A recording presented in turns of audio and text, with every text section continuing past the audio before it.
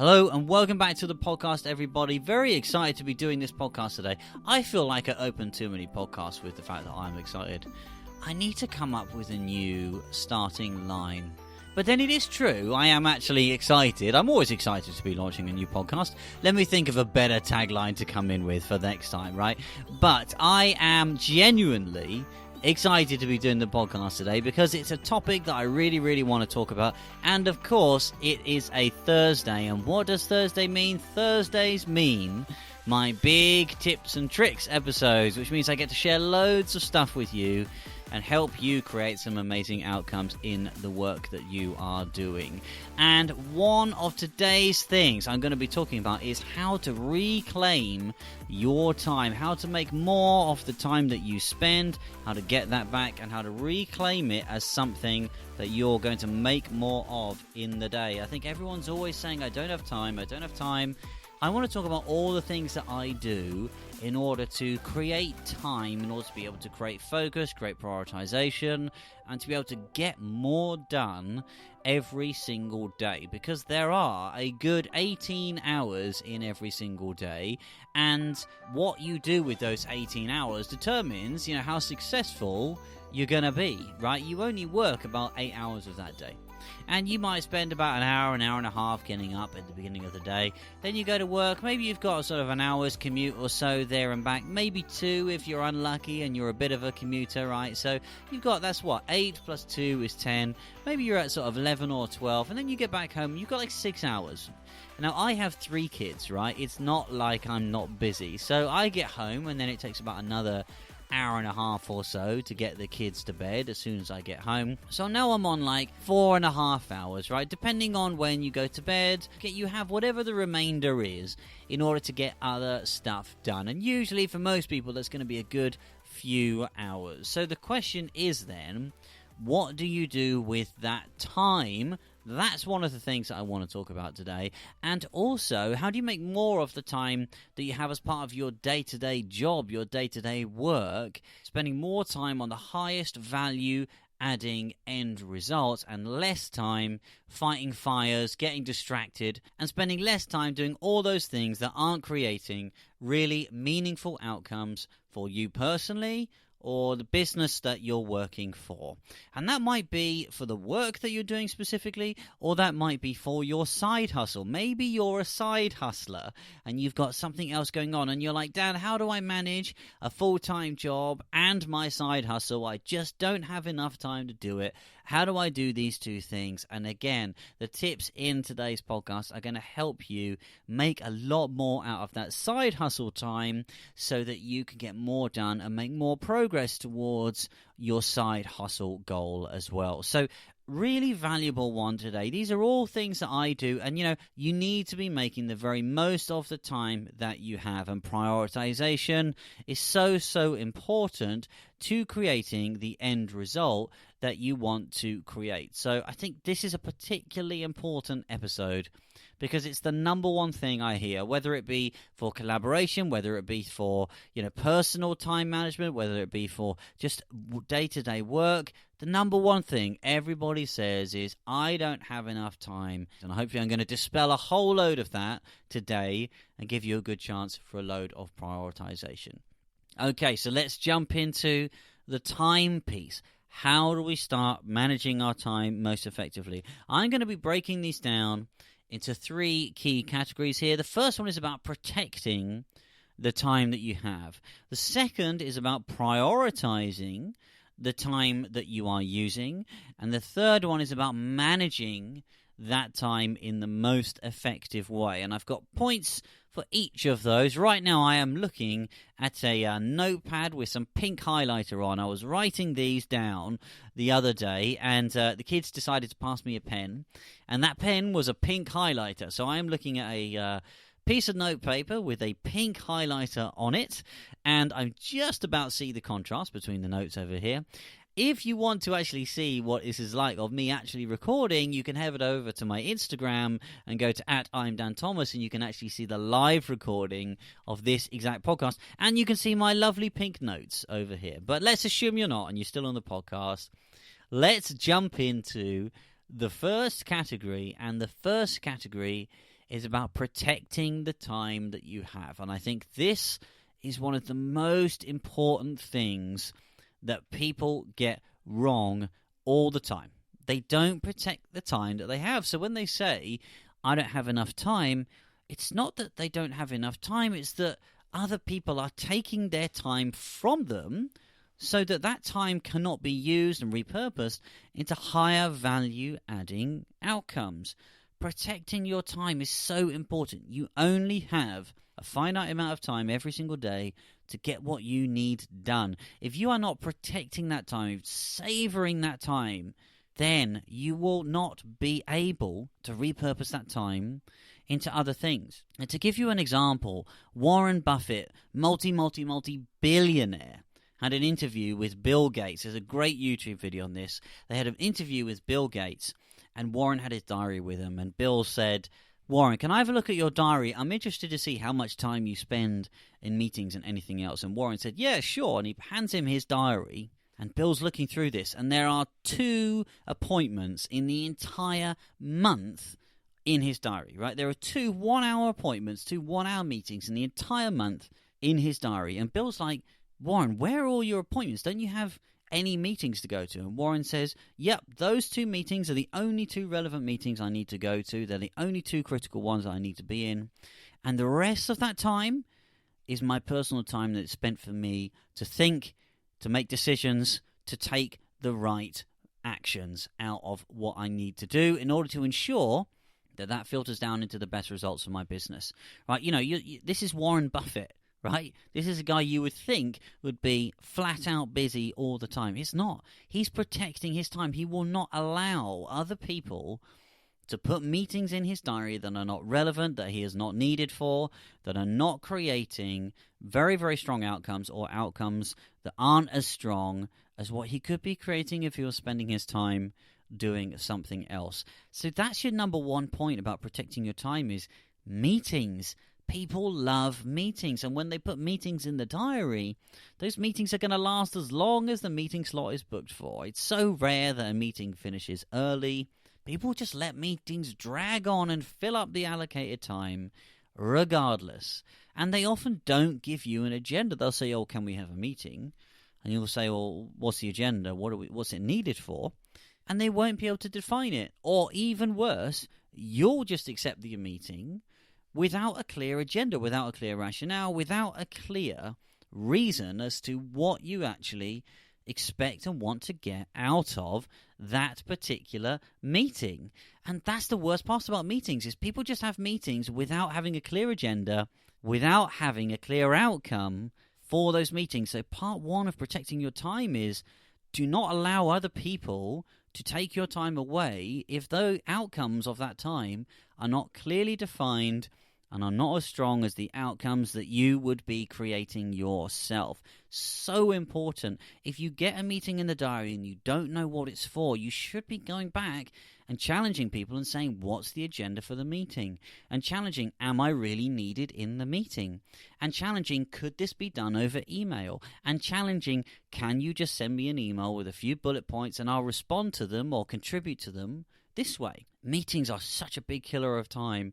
You need to be pushing back on the meetings that you have and that are coming through. And a good way to actually prevent the meetings coming through in the first place is to actually book out time in your diary. I do this all the time. It's really important. I just block out time in my diary that will actively prevent other people from putting time in that diary. And I might just put it in and say, this is thinking time, this is creative time, this is for me to concentrate on one particular thing. Or it's for a specific task that I have coming up, and I do not want to be disturbed during that task, right? I will just block out the time in the diary, and I'll prevent anyone from disrupting me within that time. As well, I'll close down Outlook, I'll close down Messenger, I'll put my phone on silent. I will block out all distractions and I will focus very, very clearly on completing that task. People say they can multitask. They cannot multitask. There have been so many studies that show you people cannot multitask like people think they do. Every time you get distracted, whether that be from a ping of a notification or from an email, you are pulled away from the concentration that you have on the task that you're looking to create, and that undermines and reduces the quality of the output of that particular task. If you want to create good tasks and good outcomes, you need to be focusing your time to ensure you do not get distracted and your time is not being pulled away. So minimize distractions, minimize notifications, block out time and focus on the tasks that are important to you. Another key part, of course, on focusing time is to actually start saying no to the things that aren't important or the things that aren't relevant. This goes beyond just meetings. Just saying no. If someone says, "Oh, can you help me with this thing?" Say no. Or point them to somewhere where they can find that information out. Don't feel obligated to help people just because they've asked you to help them. You have to be able to say no. The earlier you say no, the better it will be received, right? If you allow something to go on longer and longer, if you help someone a little bit at the start, then you say no halfway through, it's much harder because you've already been helping them at that point. You have to say no straight up.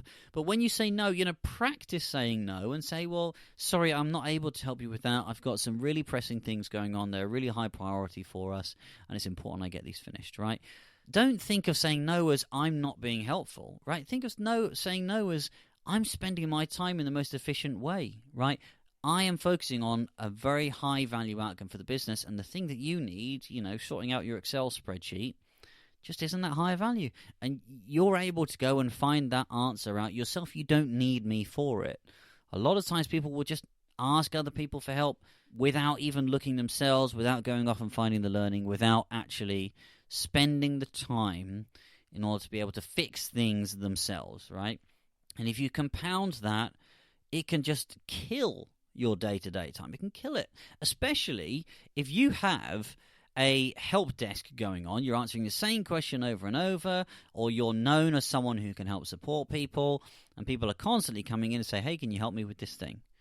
And number one, you might already have the answer already out there. Number two, this is something that they can actually train up and learn for themselves. Or number three, you are just helping reinforce the behavior that is other people not self-servicing the answer. This is a really big thing for organizations. They feel obligated to answer every single question that comes in. You don't have to. You do not have to answer all those questions. Train people into the behavior. If you've got loads of people who are just constantly asking for your help all the time, you have to start saying no. You have to protect your time all the time in order to be really aware, in order to be able to prioritize that time on higher value adding things. The same goes for distractions. Let's say you've got just a really chatty person in the office, right? We'll take the lowest level stuff. Really, really super chatty person in the office. And, they just end up chatting for 10 minutes, 20 minutes, over and over, all the time, right? You just get drawn into it. You lose so much time with this stuff, right? It's always good to have a chat, but if you know someone is continuously coming in and disrupting your flow and then talking at you for a really, really long period of time, and you're not being productive in that time, and you're not getting any value out of the conversation, you need to just say no. You need to get out of that conversation, and you need to get back to doing whatever it is that's most important for you, right? So you have to be really, really aware of all of these time drains that are happening with you, whether that be people, whether that be meetings, whether that be emails, whether that be questions, all of these individual things. And a good exercise to do, of course, is to have a little stop clock on your phone or something. Just create a stop clock. Every time you get distracted, create a stop clock, and at the end of the day, look at how much time has elapsed in distractions, in not high value adding activity, and you will be amazed. Sometimes it can stack up into the hours. Imagine what you could do if you had that time back in a really, really focused way. It would be a really important piece of self-awareness for you to be able to look at that and do it. And self-awareness is and really the last and most important part of protecting your time. Right? People say, I don't have enough time, and then they go off and spend like 2 hours on Netflix, or they spend 2 hours on Instagram, right? you have to become more aware of how much time you are spending on individual things, on different tasks, right? You might say, oh, I'm just going to go check out Instagram. But actually, if you measured that in time, it might end up being a whole hour. You might lose half your evening just walking around Instagram. Or maybe you're on YouTube and you get distracted and you see a video and you say, oh, what's that? And oh, what's that? And you end up walking around YouTube and watching videos that you don't care about. You've no idea how you even got to this video in the end. You've no idea. But you end up doing it and you lose so much time. So much time. A good example of looking at how much time you might be losing with this stuff is to go into your browser history, into your YouTube video history, and actually look at the things you've actually watched and look through that list and say, how much of that did I get value out of? How much of that was relevant? Why did I even watch that? And could I have done better without watching it? Be super, super aware of how you are spending your time and how much time that is taking up. There's no such thing as a quick look at X, right? It always ends up being a significant amount more time than you would expect. If you're binge watching TV series all night, that's an entire evening. And if that's good for you, then great. But don't be acting like, oh, I don't have enough time, and how do I become more productive, whilst at the same time watching 3 hours of Game of Thrones every night, right? You can't have it both ways. You have to be really aware of how you are spending your time and realize that time is finite, and any time you spend doing one thing is not time you can spend doing something else. And that's why all of this stuff is really, really important when it comes to prioritization, right? Prioritization. Because if you put all of this time protecting stuff in place, if you start being more aware of your time, if you stop those meetings coming in, if you cut down on those emails, and you stop answering those support questions, or you help other people self-service, you stop other people and other things draining your time, you become more self-aware of how you spend your time, and you limit that time doing different things, and you try and be a lot more disciplined about losing time in general every single day. If you can get into that habit, you will free up so much more time in your life. So much more time. And that's why people ask me, how do you get all this stuff done, Dan? It's because all of those things I've just said, I am so aware of them all the time. And I am always, always, always pressing to ensure that my time is not being pulled away from me. I'm super aware of that, and I press to ensure that I free up as much time as possible so I'm not being taken away with low value adding outcomes. But, of course, if you create all that time, and now you've got loads of more time, but you fill it up with loads of other stuff, which isn't high value adding, which isn't going to get you towards your goal, which isn't going to get you towards the outcome that you want, it's not going to help you, right? And this is why so many people do one thing, but not the other thing. They do the prioritization, but they don't free up the time. Or they free up the time, but they don't do the prioritization. So then they have the time and they just fill it up with other things. They create a whole load of time for themselves and they just fill it up, and it's still not useful. It's still not getting them towards their goal. So the next thing is that prioritization. You create the time, then you prioritize that time in order to ensure that all the time that you have is always moving you towards the outcome that you want. Always, always, always moving you towards the outcome that you want. And of course, the number one part of prioritization is having a goal. I mentioned that right at the start. You have to have a goal. If you don't know what you're moving towards, how can you prioritize that goal, right? You do have to have a goal in mind so that you can always be challenging yourself in your own head to say, is this moving towards my goal? Is this me moving towards my goal? If it's not moving towards your goal, that's fine. You might just want some free time, some chilled out time, which is great. But you do need that yardstick to be able to measure against when you start challenging your own time, right? So if I'm on Instagram for an hour or so and I'm just wandering around looking at photos, I might challenge my time and say, actually, look, I'm trying to grow my Instagram account. Could I have spent that hour actually commenting on other people's posts, creating engagement, and potentially creating followers for myself instead of just wandering around looking at stuff? Yes, I could. Right? It gives you that yardstick, that measure. If you're at work and you say, I've been doing half a day on reports today, you can challenge that and say, well, is that moving us towards our business outcome that we want? Yes or no? And actually, could I have spent that 4 hours doing something more effective with my time? Possibly yes, right? Depending on what your outcome is. If you don't have that goal in mind, you don't have anything to compare it against. The whole thing becomes a lot more abstract, right? So your goal is so important. You need a goal in place, or a few goals, but whatever it is, you need to know what is the highest priority thing for you. Where are you looking to get to? What is the path that's going to get you there? How do I know when I'm creating the most value for my time or not? And that's the purpose of your goal, is it helps give you that comparative measure. Because then what you can do is start listing out your priorities of what you want to do. Now, a good exercise that I do every single day, and actually I do it at the end of each day, ready for the next day, is I'll list out 3 things that I want to do the following day in priority order. The first one being the thing I absolutely must do.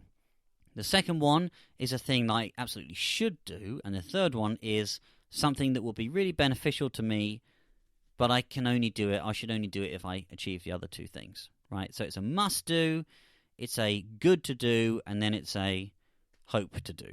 3 things at the end of each day, ready for the next day.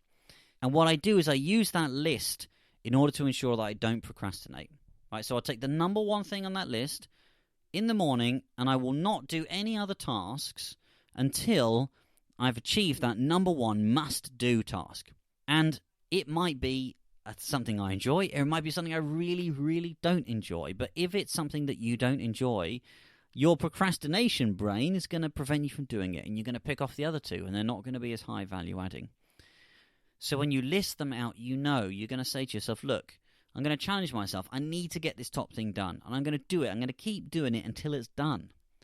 And then I know at the end of the day, even if I've only achieved number 1, I know it's been a very, very high value adding day. And I know I've pushed through. I know I haven't procrastinated. I know I've created a really good outcome, right? It's a very, very helpful thing to do, especially if you suffer from procrastination or you struggle with specific things that you don't enjoy, and then you end up prioritizing them against other things, even if they're higher value adding. So make a list, work your way through that list, and that's going to help ensure that you start doing the most efficient tasks. It also, for me at least, it gives me a lot of personal satisfaction, because I can look through that list and, the feeling of running a line through that list item is always good, especially if that list item is something I just didn't want to do, right? If it's something that I was, oh, God, Dan, I don't want to do this, and then I get that pin, like, zhup, done. That's such a good feeling, and you can look back at the end of the day and you've done something towards your goal, something really, really significant. Start creating those lists and creating those prioritizations for yourself. And potentially find other ways to be spending your time when you are working through these things and you are doing these things. A good way to stop yourself from procrastinating is just use the time that you have in more productive ways. That example I mentioned on Instagram earlier, instead of, if I'm going to be on Instagram, right, and I have a goal to be growing my Instagram account, I can be doing better if I'm actually commenting than just liking stuff, right? It's only a small change to what I do.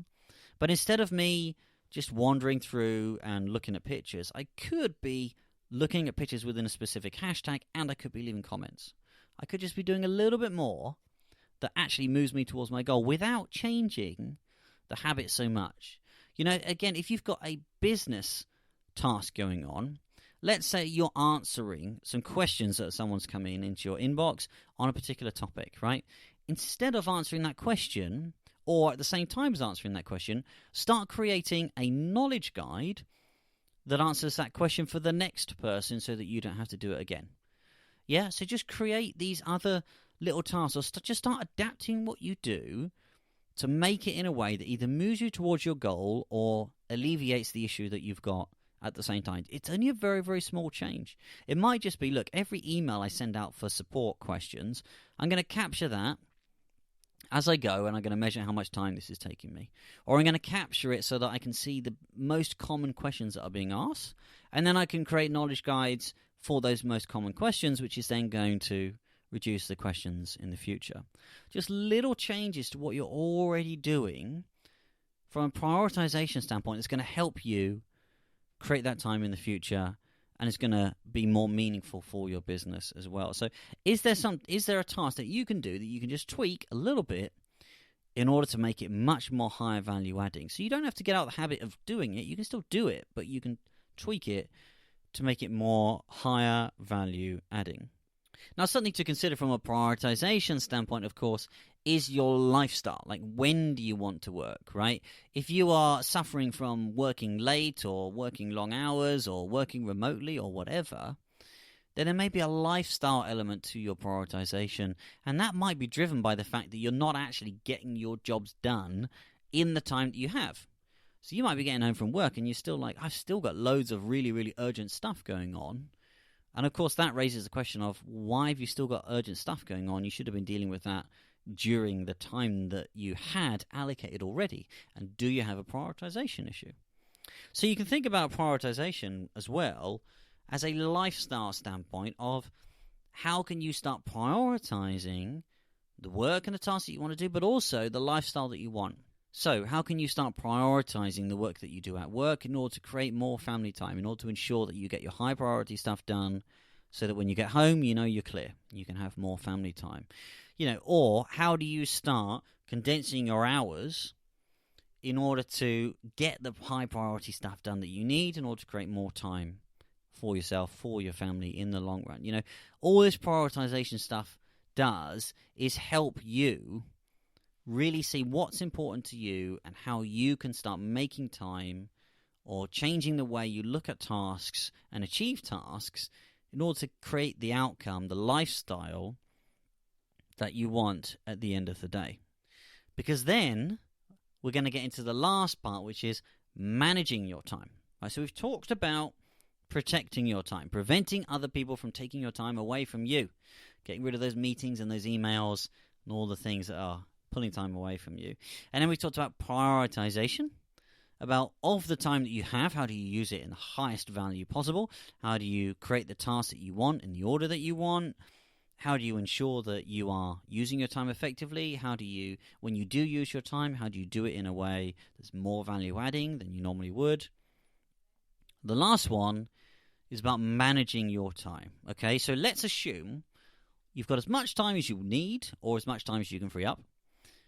You're doing your tasks in a highly prioritized way, but those tasks are taking you a really long time to get done. Okay, now we start talking about managing your time, looking at the tasks that you're doing, all the high priority stuff, and saying, could these be done more efficiently? Can I make these tasks more efficient, or the solutions to these tasks more efficient? You might be doing all your high priority stuff. You might be ticking all of these boxes, but at the same time, you might be taking ages to get it done. You should always be looking into making your work more efficient. Something I've always focused on at work is, if I have any task which is repetitive, anything at all, I will look for a way to either automate it or speed it up significantly through some kind of either automation or software or process shortening in some way. So, for example, I used to have loads of emails coming into me from my community asking me questions about all of these different things. And even though they could have been self-servicing themselves, they'd still come to me and ask me the same old questions over and over. They'd email me. Now, I didn't want to just delete the email, although I would. Wasn't averse to it, but I didn't really want to just delete the email and just ignore it and say, I haven't got time to answer this question. Ideally, I wanted to help them, but I didn't want to have to write the same email over and over again. It was killing all my time. It was taking all that time away from the time that I needed in order to spend more valuable, right?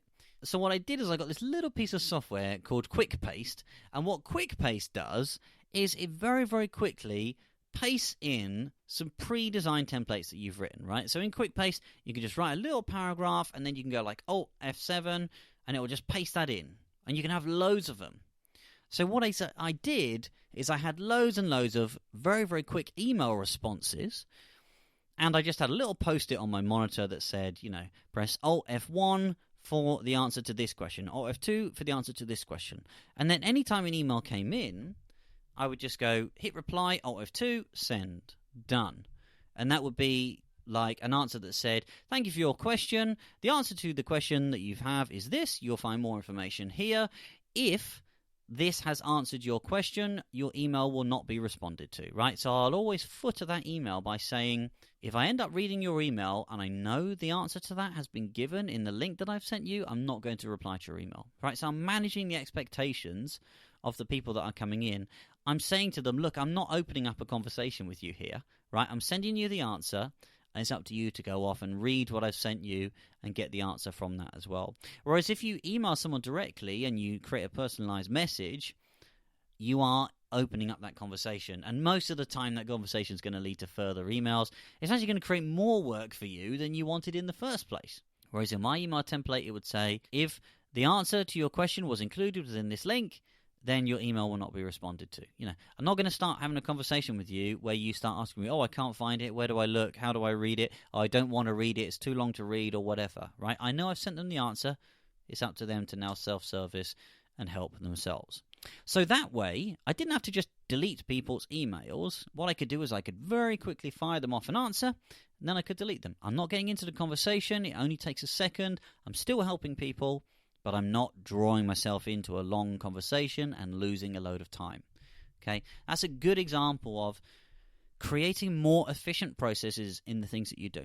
Right? I'd also write macros, for example, to make my Excel spreadsheet work faster. I would write VBA to make my Word faster. When I couldn't write that, I would go off to a coding community and I'd ask them for a solution. If I couldn't find that, I would go off into Google and I would scour Google and I put in, how do you do X with Y, right? I would always invest an hour or two of time to make processes shorter. Anything that was repetitive, I would be making shorter with some kind of code or automation all the time. The answers are there. You do not have to have the technical expertise yourself. It's all been done already. It's all on the internet. You can just go and find it. It's just a question of being proactive to look. And this is the most important part of managing your workflow, is anything that you're doing should be as streamlined as you can possibly make it. So look at the processes that you're doing and say, can this be shortened? Can this be made easier? And how could it be made easier? It might feel like, I don't have time to deal with that right now because I've got so much other stuff going on. But you have to take time out in order to make yourself more efficient. Right? It's always going to feel like you're firefighting. Otherwise, you're never going to get to the point where you're not firefighting until you start investing time in making yourself more efficient. I cannot stress that enough. You have to be going out and making yourself more efficient and turning that into a habit so that you get more done to allow you more time on the things that are really, really important. Now, a good way of seeing, what is really, really important, right? What is working and what isn't working, of course, is your analytics. Whether that be your analytics on social media, whether that be your reporting that you're doing, whether that be your company finance outcomes, whatever it is, there will always be data that is telling you what is working and what is not working. And you should be looking into that data and using it and trusting it and making decisions out of it. Not just looking at it and going, oh, that's interesting, and not changing. Literally looking at that data, making changes, seeing what's working, challenging yourself and saying, actually, we're not right here. Like, we're doing something, it's getting no response whatsoever. I guess this isn't working. I guess we need to stop doing this. I guess we need to change. Not just looking at the data and going, I'll just look at the positive stuff that reinforces whatever I'm doing. Really challenging what you're doing and saying, is what I'm doing working, number one, and number two, is it working well enough for the time that I'm investing in it? You create news stories, for example, they're always going to end up in comments. We know that. They're always going to end up in some comments. Are they creating enough comments to justify the 3 days and the 4 people that it took to write and sign off that news story? Probably not. So why do you keep spending time doing it? You need to change that. You need to be looking at your analytics and saying, is this working? And is it working enough for the time and the money that we're investing into it? There are 2 separate questions. People forget the second one. They just look at the first and they say, yes, creating comments, therefore tick. So yeah, but the time you spent to get that does not justify the amount of conversation that you're creating, right? Always make sure you have that second one. Look at your analytics. Trust your analytics. Adapt to your analytics. Use your analytics to do A/B testing. Use your analytics to do test and learn. Use your analytics to do different audience and segmentation. Use the data. Use the data, let it inform what you are doing, and ensure that you are creating the very, very best outcomes overall. Now, I'm not going to go too much into the detail on this, but there is a decision matrix which I'm going to link down below in the show notes called the Eisenhower Decision Matrix.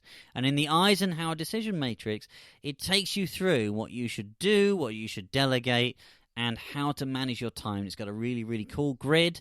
I'm going to link it in the show notes. I want you to have a look through it because it's so, so helpful to help you think about what's important. When should I delegate? When should I do something? When should I just ignore something and completely just delete it or not do it at all? I use it all the time. I love this matrix. I'm going to link it in the show notes, and do have a look at that matrix, and that's going to help you make further decisions as well. Because when you get all of this stuff sorted, when you're protecting your time, when you're prioritizing your time, and when you're managing your time in the most efficient way, you can do so much. There's a lot of time in a day. There really is a lot of time in the day, even if you're working, even if you've got kids, even if you've got hobbies, whatever you're doing, there is a lot of time in the day that you could be achieving some incredible, incredible things. If you are a person that's saying, I don't have enough time, seriously, that is because you are not doing these three things, or you're not doing these things well enough, right? Everybody has time. Everybody has time to do stuff. You just need to start being more aware of your time, be more proactive in protecting your time, and making yourself more efficient every day, little by little. It doesn't have to be big steps. It's just small increments that are going to move you towards that stuff. And if you tie it all together with a goal and a path and a passion and a target, and you do that proactively as a habit, you are going to stand out. You are going to overperform. You are going to be a person who really, really excels and succeeds in what they are doing. And you're going to be that person that other people want. And that is the secret to being successful, whether it be in your career, in your business, in anything. It's always using your time. 99% of people do not put these things in place. They don't take that proactivity. They don't do these things. But you can do it when you start being really, really proactive and self-aware of this stuff. And I know you all can do that. Now, we're coming to the end of the podcast. So, deep breath. Covered a lot. Have a listen through again on the podcast. Take it all in and just start picking out one or two things that I've talked about today and start putting them in place. And you'll see how much time and how much more that you start getting back. You don't have to do it all at once. Just start putting a couple of things in place as you go. And then when you've started that stuff, make sure you head over to Instagram at I'm Dan Thomas and DM me and let me know what you thought of the show, right? How is it working for you? What are the challenges that you're having? What's working? What isn't? Come over to Instagram, leave me a comment, DM me. If you need motivation, Instagram is your place to come over to for daily motivation, inspiration, tips and tricks to get you being successful and to move you towards your passion. So head over to I'm Dan Thomas and get motivated every single day over at Instagram, and go over to imdanthomas.com. Remember, and get that coaching session for yourself. Really important. Now's the time to invest in you. It's completely free, and it's going to really, really point you in the right direction. It's going to be a game changer. Every single person that I coach, every single person comes out of it and they're like, game changer, right? It is a massive, massive thing for people, if only to just spend time with somebody else, reflect, talk about what you want, and have them talk it back to you. It's so significant. It is so, so significant for people, and it will really, really help put you on a path for success. So head over to imdanthomas.com and book a coaching session. And then last thing, if you haven't done already, subscribe. If you haven't reviewed already, review. Any of those things. If you haven't shared already, share. Do help out the show. Do help out the show. Really want to get this out to as many people as I can. If you've gotten value out of the show, pass on the value, pass on the knowledge to somebody else, and let them get value out of the show too. So there you go. I hope you've enjoyed the show. I think you could probably tell I was quite excited throughout that show. Maybe I was going a little bit too fast. My apologies. But I was very excited because this is something I'm really passionate about. Time management, prioritization, something I'm really passionate about. Why? Because it's such a game changer. It's such a game changer to what you want to do. And you can do it. So thank you so much for tuning in, everybody. Happy Thursday to you all. And I'll see you all again in another podcast. See ya.